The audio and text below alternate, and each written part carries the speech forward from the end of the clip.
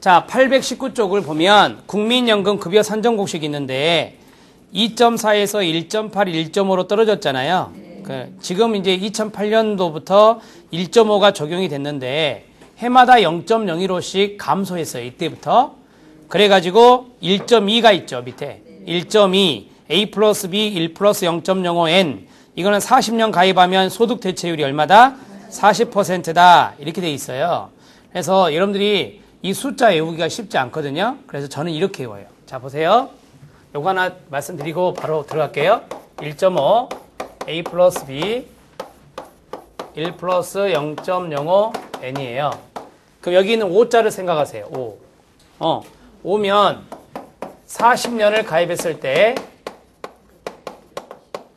소득 대체율이 50%가 나간다라고 하는 거예요. 그 사람의 소득이 있을 거 아니에요. 평균 소득. 거기에 50%를 급여로 준다는 거예요. 급여로 주는데 1.5, 50이란 말이에요. 그러면 이게 쭉 내려와서 2028년에는 1.2가 돼요. 앞에 비례상수가 줄어들었으니까 당연히 40년 가입 시 소득 대체율은 얼마일까요? 40으로 떨어지게 되는 거예요. 그러니까 더 적게 받는 거죠. 이해되세요? 네. 저도 아마 이때 이 정도 받을 것 같아요. 제가 2033년에 받는다 그랬잖아요. 이게 몇 년이라고요? 2028년이니까. 아셨죠? 예. 그러면은 연금 소득 대체율이 이렇게 떨어진다라고 하는 것은 연금 재정을 많이 보호하고자 하는 목적이 있다라는 것을 알 수가 있고요. 이제 시험에 이야기할게요. 이번 시험에 나온 게 이거예요. 1.2를 가르쳐 줬어요. 뭘 가르쳐 줬다? 1.2. 그러면 40년을 가입했을 때와 20년을 가입했을 때 소득 대체율이 얼마냐? 간단하네요. 40하고 20%가 되겠죠. 그래서 답은 40과 20이 답이었어요. 이해된가요? 예. 이런 것들이 이제 정책에서 나왔던 간단한 문제입니다. 40년을 가입할 때 40%니까 절반, 20년을 가입하면 절반으로 떨어져서 20%를 주는 거예요. 아셨나요? 네. 자, 간단하게 좀 봐드렸고요. 나머지 것들은 나중에 할 때 할게요. 722쪽 오세요. 자, 오늘의 목표를 말씀드릴게요. 오늘의 목표는 727쪽까지입니다. 즉, 제 1장을 끝내는 겁니다. 얕잡아 보면 큰일 납니다. 왜요? 많이 나와요. 많이 나와요. 자, 많이 나오는 데를 말씀을 드릴게요. 오른쪽에 보면 사회복지 정책의 영역 있죠. 거기 체크하시고요. 제 2절 보시면 9, 10, 11이 다 써졌어요. 그렇죠? 예, 이게 제일 중요한 거예요. 2절이. 2절에 있는 사회복지 정책 목표로서의 가치 체크하시고요. 별표 3개입니다. 3개. 1장에서 제일 중요한 거. 그 다음에 제 3절 사회복지 정책에 대한 국가별 동그라미요. 나라마다 사회복지 정책을 다 달리 이야기를 하겠죠. 당연히. 그래서 미국, 영국, 독일, 스칸디나비아 국가 여기까지 정리를 해드리도록 하겠습니다. 됐습니까? 네. 722쪽에 보면 사회복지 정책의 의 옆에 뭐가 하나 써지고 밑줄이 쳐져 있죠. 가치, 지향적 의미가 있다. 이게 9회 때 나온 지문이에요. 아주 쉽게 말씀드릴게요. 이렇게 나오면 틀려요. 그 이유를 한번 말씀해 보세요. 왜 사회복지 정책은 가치지향적일까? 사회복지니까 그래요. 뭐라고요? 사회복지니까 그래요. 사회복지 실천 배우셨죠? 가치, 지식, 기술 이런 게 중요하다 했잖아요. 그래서 가치지향적이에요. 다시 말씀드리면 사회복지 조사도 가치지향적이에요. 사회복지 정책도 가치지향적이에요. 사회복지 실천도 가치지향적이에요. 사회복지니까 그래요. 알았죠? 조사론의 문제에도 이게 나왔어요. 가치 중립적이다. 그럼 틀려요. 가치 지향적이다. 됐나요? 네. 이제 사회복지 정책으로 들어갑니다.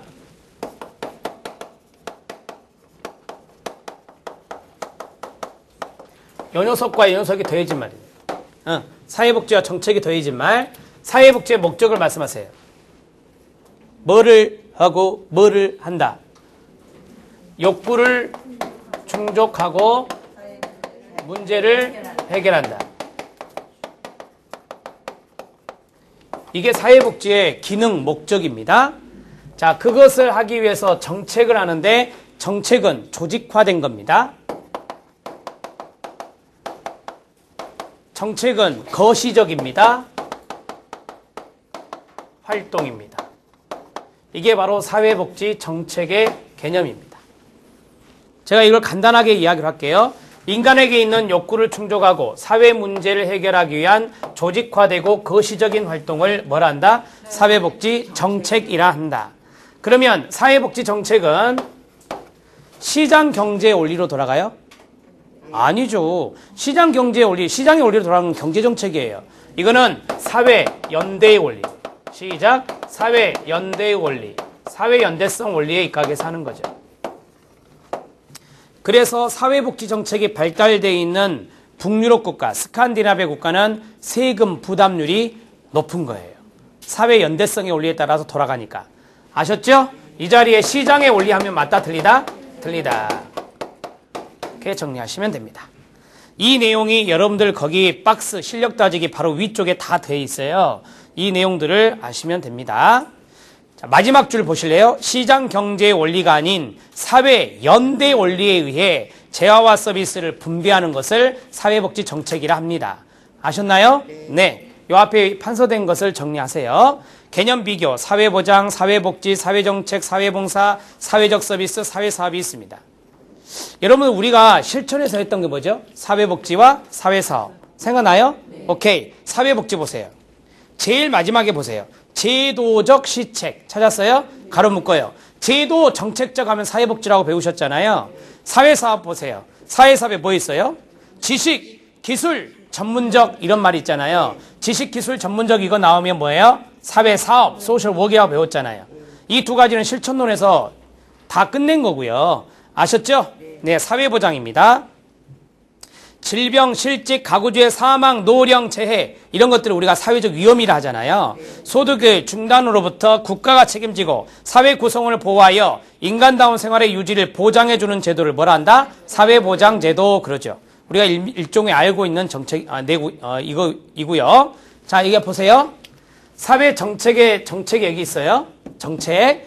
사회정책 들어갑니다. 사회적 욕구와 사회 문제를 해결하기 위한 뭐다? 국가정책 가로 묶어요. 이것을 통칭해서 뭐라 한다고요? 사회정책이라고 합니다. 사회봉사입니다.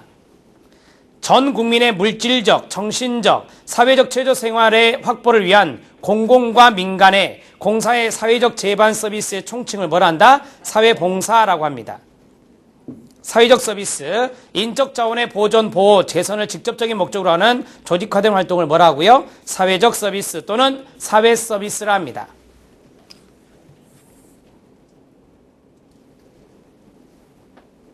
자, 그러면 사회적 서비스하고 사회봉사 중에 어떤 게 더 큰 개념이에요? 어떤 게 포괄적인 개념이에요? 사회봉사가 더 큰 개념이라고 볼 수 있겠죠. 사회봉사가 더 큰 개념이다. 여기에서 제가 말씀드린 것만 기억하세요. 사회보장 별표하세요. 사회복지 별표하세요. 그 다음에 사회사업 별표하세요. 요 세 가지가 시험에 잘 나옵니다. 개념 비교해드렸고요. 사회복지의 구성요소와 영역입니다. 주체와 객체가 있나요? 예, 이게 객체입니다. 요거 욕구와 문제를 뭐라 해요? 객체라 해요. 이걸 대상이라죠. 대상. 자, 그러면 주체는 누굴까요? 잘 들어보세요. 민간도 돼요? 네. 공공도 돼요? 네. 이게 주체잖아요. 민간이 주체가 되면 민간 전달 체계고 공공이 주체면 공공 전달 체계다 이렇게 배우셨잖아요. 아셨죠? 예, 주체는 개인에서부터 시작해서 국가까지 이르기에 다양합니다. 그 다음에 오른쪽으로 오세요. 객체, 사회적 욕구의 밑줄, 사회 문제의 밑줄이요. 욕구는 결핍되어 있는 것을 우리가 욕구다 이렇게 말합니다. 그래서 사회적 욕구란 현재 결핍된 상태와 원하는 상태 사이에 존재하는 차이를 의미하고 바람이나 선호로서의 욕구이며 객관화된 부족함, 결핍으로서의 욕구를 우리가 사회적 욕구라고 말합니다. 사회 문제, 두 번째 줄이요. 사회 부적응, 사회 불평등, 사회 해체 등 이런 것들을 다 뭐라 하죠? 사회 문제다 이렇게 말할 수 있습니다. 참고만 하셔도 돼요. 우리는 지역사회복지에서 뭐 배웠죠? 생각나셔야 돼. 사회체계론적 관점, 기능주의 관점, 갈등주의 관점, 통합주의 관점 이거 배웠잖아요. 그 대목이 이 내용이에요. 그래서 그 지역사회복지론의 그 내용이 정책론에도 시험에 나올 수 있습니다. 아셨어요? 기능주의 관점, 갈등주의 관점, 통합주의 관점이 정책론에도 나올 수 있다니까요. 아셨죠? 예, 꼭 복습해 주시고요. 사회정책의 영역 들어갑니다. 거기다 쓰세요. 암기하면 끝난다. 시작. 암기하면 끝난다. 암기하면 끝납니다. 그럼 암기법을 가르쳐 드려야지. 자, 보세요. 사회복지 정책 영역. 영역입니다. 협의 영역 5가지 플러스 2는 광의 영역. 그럼 광의 영역 몇 가지? 7가지가 되겠네요. 그쵸? 네. 협의 영역 5가지는 이겁니다. 자, 제가 이야기한 대로 따라오세요. 사회복지정책협의는 건소주 교사. 시작. 사회복지정책협의는 건소주 교사. 요거 하나 외우시고요. 두 번째, 이거는요, 광자를 외우셔야 돼요. 노, 조, 광입니다. 시작. 노, 조, 광. 자, 노, 조, 광. 이걸 외우셔도 되고, 요걸 외우셔도 둘 중에 하나 외우시면 되겠죠? 그러면 건강이고, 소득이고, 주택이고, 교육이고, 마지막 뭐예요? 사회복지 서비스예요. 사회복지 서비스. 이 5가지를 협의의 영역이라고 말한 사람이 있습니다. 마샬입니다. 시민권론의 대표적인 학자인 마샬은 이것을 바로 협의의 영역이라 했다. 됐나요? 예, 노동과 조세는 뭐예요? 광의 영역입니다. 노동의 동의어는 고용입니다.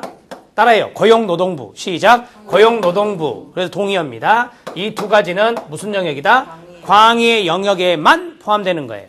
그래서 광의 영역은 모두 7가지입니다. 여기서부터 여기까지 모두 다 무슨 영역이다? 광의 영역 7가지다. 이렇게 정리하시면 돼요. 됐죠? 그러면 시험 문제에서 요 대목을 터치해요. 예를 들어서 광의 영역에 고용과 노동이 들어가야 되는데 느닷없는 교육이 들어가 있다. 그럼 맞아요? 틀리죠? 그런 것들을 출제 방향으로 잡으시면 돼요. 됐나요? 네. 이건 단순 암기입니다. 단순 암기. 자, 넘어가시죠. 제2절 사회복지정책 목표 동그라미요. 목표로서의 가치입니다. 제가 이걸 지문 하나로 해볼게요. 가치는 사회복지 정책의 수단이다. OX로 말씀하시면 돼요. 가치는 사회복지 정책의 수단이다. 이제 금방 제가 목표에다가 동그라미 칠하겠잖아요. 가치는 사회복지 정책의 목표이다. 이렇게 해야 옵니다. 수단이 아니라 목표다. OX. O. 목표가 아니라 수단이다. X. 요 대목은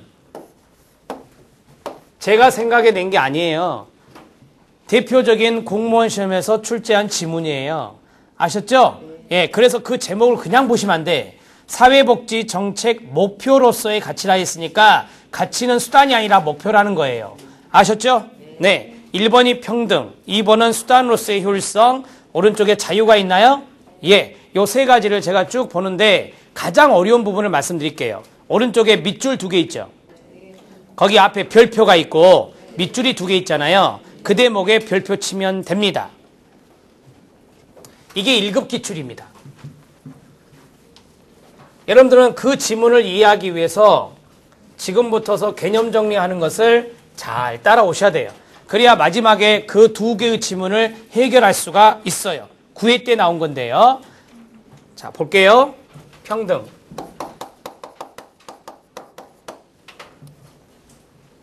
자유. 요 2가지 개념을 잡아야 그 지문을 해결할 수 있습니다. 먼저 그것부터 해드리고 효율성은 좀 이따가. 평등은 수량적 평등, 비례적 평등, 기회의 평등이 있습니다. 자유는 소극적 자유, 적극적 자유가 있습니다.